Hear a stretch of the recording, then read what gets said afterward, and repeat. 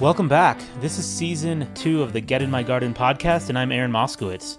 Last season, I had to learn a lot about editing and audio engineering while proving and honing the concept of this podcast. In about a year, I produced 25 episodes of varying sound quality with my basic microphone, interviewing very interesting and smart guests from all around the country. Now my setup is a lot better, and I sit down with Dylan Martin again to talk growing mushrooms at home as a beginner and the progression from simple to more advanced methods. Growing mushrooms is so easy, and once you get started, it can become addictive.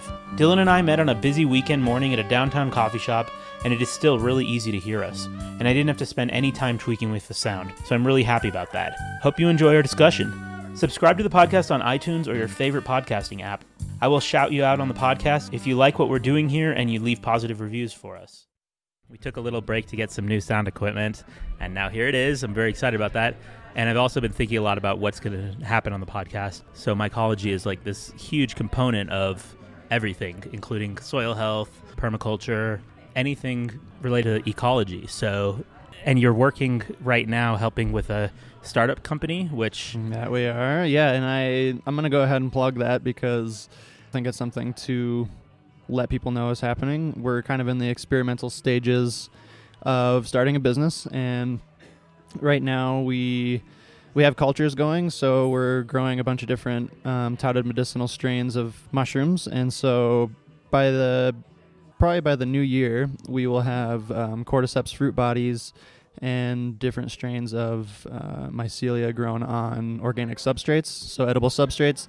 Trying to be as organic as possible. It's pretty hard when you get down to like the auger and things, but yeah, if anybody's super interested, you can get a hold of me at dylanponics@gmail.com. So that's DYLANPONICS, like hydroponics. Or you can get a hold of Ron Adams, who is my coworker. His email would be santafemyco@gmail.com. Very awesome. Yeah. And what's the market like right now in Santa Fe? Not a lot of people are, well, no one's growing just mycelia. There are some people at the farmer's market growing shiitakes and oysters and things. I would say that the market's going to be pretty receptive to it just because kind of the ethos of Santa Fe is pretty hip to natural foods and quality products that are kind of, woo or out of the realm of, I don't know. I just think that people will be hip to mushrooms, and health food in general. Health food in general, yeah. So one of my questions about that is, what can people do, like if they're in any place in the country, to grow mushrooms? Because I asked you some simple questions about it, and yeah. I didn't realize until I went back to my books, which I hadn't studied so much, how it can be very simple, but a lot can also go wrong. So is there like a simple 4-step plan for someone who wants to grow mushrooms? Oh, man. Or can you show, like somebody who's not going to buy the equipment that costs more money, the simple way for them to participate? I guess like the easiest way to grow mushrooms like at your own home would be to find somebody or find a company who sells spawn or starter kits. Paul Stamets and Fungi Perfecti, they just sell grow kits basically that you can buy, and it's a big bag of spawn that you bring home and you help the mushrooms fruit.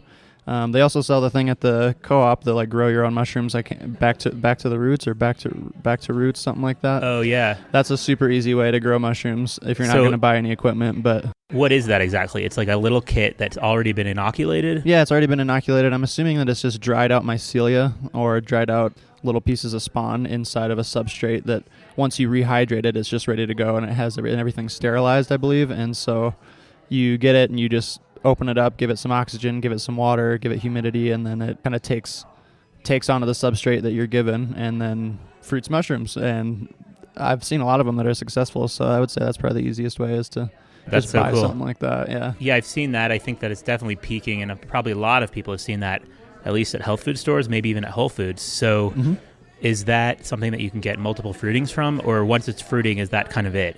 Usually you can get multiple fruitings, but if you're just like putting it on your kitchen counter and like spraying it with a water mister, I don't know. I've never bought one. Okay. I am way more intensive and have bought equipment and have little fruiting chambers at home. So I for sure would get multiple fruitings, but if you just have to be attentive to it. I think if you let it dry out, it's going to die. So Gotcha. Well, and what can go wrong? So it could get dehydrated, and I think in this climate, it's probably likely super easy to desiccate here. Yeah, my fruiting chambers are struggling to stay up to humidity because it's so dry here, especially running your heat during the winter. It's pretty hard. And if that's the problem, like in the desert, then does that mean that are we at higher risk of contamination because we have to continually baby it and open it up with? I don't know if that would necessarily mean it's a higher chance of contamination. I would almost think it'd be less, just because there's not already humid areas out in nature and out and around that are already, things are already growing, like up in Minnesota or, somewhere like that. But yeah, I don't know if it would be like that or not. Okay, so that's the first level. You can buy one of those kits. What's the next level for somebody? They're more capable of doing a couple more things, maybe. Mm-hmm. I know people can buy spores. They could buy the sterile medium, right? Mm-hmm. Is that like a sprout bag? Is that what that's called? I guess that would just be like a spawn bag. A spawn bag, okay. Yeah. Spawn is basically the seed. And so buying one of those, and I say the next step would be like giving yourself a little humidity chamber of sorts. Like it could be a Rubbermaid. A lot of people are doing that. I've seen that. Rubbermaids with little airflow in there. And then just basically either buying the spawn still, or you can start working on like creating your own spawn, which would, you'd have to buy grain or some sort of substrate that you could start the culture on, and then fruit from there. So you could buy just the straight cultures and stuff like that. Kind of where I'm at now is trying to develop just a home lab and fruiting area so that I'm able to do the whole process from beginning to end.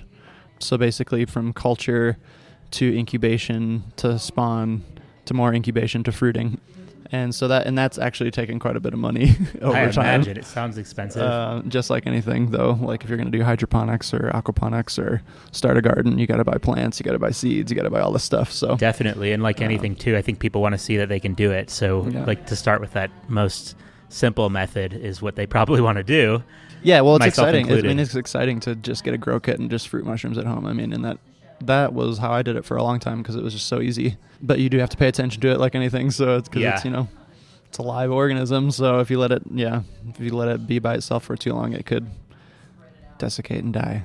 I was listening to, actually, first of all, I heard Peter McCoy did a startup with special mushroom spawn bags. So it's almost like a subscription. Oh, yeah. He's doing the CSA, the community supported ag for spawn bags. And so that's part of his whole mycologos. I'm pretty sure that's how you pronounce it. Yeah, he started that up, I think, last year. Started getting funding for that, and I think they raised over like $80,000. And so that's for the first mycology school in the country. And so that's a huge deal, and that's in Portland. Yeah, I think the most recent thing was that you could start buying shares, and they would basically send you different spawn bags that you could fruit at home. And so that's a really good idea. I agree. Yeah. And I imagine some very special new types of fungi will be available compared to I'm assuming they'll have some exotic colors and things like that. I'm not sure though. I haven't subscribed to it yet. I'm waiting for the classes because the online classes are going to be available, I don't know, within the next year, I'm assuming. But that's going to be really cool too because it's going to be live stream, and Peter McCoy knows a lot about fungi, so I think those will be good classes. Those will be great for anybody, and you can take it online, which is awesome. So cool. So the person who, back to what we were talking about a moment ago, like if they're not going to just buy the inoculated grow bag, or I'm botching all the terminology, but like grow kit. The grow kit, okay. So the next step would be to get spores of some kind or a culture, right, which could be in a petri dish, and then inoculate a sterile medium, which is going to have to stay at a certain temperature and a certain level of moisture, and then from that it'll create a mycelial mass, right? Mm-hmm. And then after that, you can divide it up once it's full and then put it into another chamber that's moist, like your Rubbermaid container, and then put more medium and then watch it sprout mushrooms, right? Yeah. Yeah, I guess the hard thing about that is transferring all that mycelia without getting contamination. And that was like the biggest expense for me, was getting clean air and getting a laminar flow hood. And that was like $800 for like a starter one. And that was from Fungi Perfecti. But that allows me to do all the culture work without the worry of contamination as much as just like if I were to get culture and then say sterilize a bunch of grains in some jars. First of all, you have to be able to sterilize it. So either you do it in your oven or you get a sterilizer, and that's another like $400. Right. So I would almost say like the next step from the grow kits may be to consider log inoculations, because those are pretty, you don't really have to worry about them as much, because once you get fresh logs that are usually like 3 to 6 inches in diameter, you can buy plugs, which are wooden dowels with mycelia all over it. And then you just basically drill holes in the fresh log, smash the plugs in, and then cover everything with wax, all the holes in the ends of the logs, and then you just make sure that those logs don't dry out. It is a waiting game for that one because it takes like a year to incubate some of them, but a lot of people get, great harvest from that. I actually inoculated shiitake logs 2 years ago, and my grandpa's just now getting shiitakes like this. That's awesome. this fall. So that was But exciting. that's in Minnesota. Yeah, that's in So Minnesota. it's So it was easy because they got moist, like a right? bunch of rain in June and like throughout the summer. And yeah, I would say like if we were to do it here, which I haven't done yet, a lot of people, you could get like a green wood permit and go cut down your own trees, and it's a lot of softwoods out here, so I would recommend like phoenix oysters or turkey tail mushrooms, as those kind of take to softwoods easier, and conifer trees. You would get those at the right size, and usually it's like 36 inches in diameter and 2 to 3 feet long. And I would just like put them in your garden if you already have irrigation, because almost everybody has irrigation here if they're growing something, and just make sure that they get sprinkled on the daily. That's cool. And try not to have them right on the ground, just because soil organisms will come and eat it, snails, and put it on a pallet or like on some rocks or something that is just like not right on the soil. Well, my friends they've tried this, and they failed this past year at their farm. It was Don and Carol, who were on this podcast earlier in the year. Cool. They did get the inoculated plugs and put them into a log, but I think it was just too dry. That's what they think. So they put it inside of a hoop house, but the hoop house is kind of, it's like a moist, warm place filled with all sorts of things. So who knows what will happen next? Okay. Maybe. So they have some in the hoop house now. Yeah, they moved it into the hoop house. Hopefully cool. it has not died, but. And how long ago was that? Was that more than a year ago or less than a year ago? Maybe less than a year ago. Yeah, so I mean, like I said, it's a waiting game. I didn't think that my logs that I inoculated 2 years ago were going to do anything, and then all of a sudden a bunch of shiitakes came out, so it was like, that was nice. And those were actually straight on the soil, which I didn't understand at first. I just had them on the soil throughout the winter. They got covered with snow, and then I took them out. And one of the things you do with log inoculations is when you want them to fruit, or you think that they've incubated enough, or the mycelium has spread throughout the log enough, you cold shock them. And so basically you get a big, either a barrel or something of cold water, and dunk them in there for 24 hours and keep them submerged for 24 hours so that you really rehydrate the mycelium and rehydrate that log. And that usually induces fruiting. I did that, and it took another month or two for it to actually fruit, because a lot of mushrooms need a little cold shock as far as air temperature goes to produce primordia and start growing the actual fruit bodies. Yeah, that's cool. Well, so what is the temperature range that they need? Like if somebody's going to do any of the simple methods to try in their home, what temperature is too cold? Is too cold? Yeah, that's my first question. I would say like below 50. Really? It depends on the strain, of course. Like with king oysters, primordia formation, they recommend, I think one of the Stamets books recommends 55 to 65 degrees Fahrenheit. Oh, that's totally doable in the winter. Yeah. And also a cool idea, which I'll just throw out there, is I went ahead and just modified wine coolers into fruiting chambers. And if anybody is interested in that, there's a lot of YouTube videos and things, but the wine cooler is great because you can just cool the air temp inside of there already, because it's already set up to cool. And so that's been really nice, because I just hooked up humidity to that, and then temp and humidity controllers, and basically that allows me to make it the right environment. Interesting. See, I didn't know that it could be that cold. Yeah, that's just king oysters. I mean, not all of them are like that. Like like spawn run and incubation for like right now I have Trimides versicolor, which is turkey tail, going, and they recommend 75 to 85 degrees Fahrenheit for the spawn run, so that's pretty warm. Our place is it is like in the 70s, but I went ahead and put a seedling mat in there in the wine cooler, and that helps keep it warm. Just like starting seeds, you want to keep it warm whenever the spawn is running.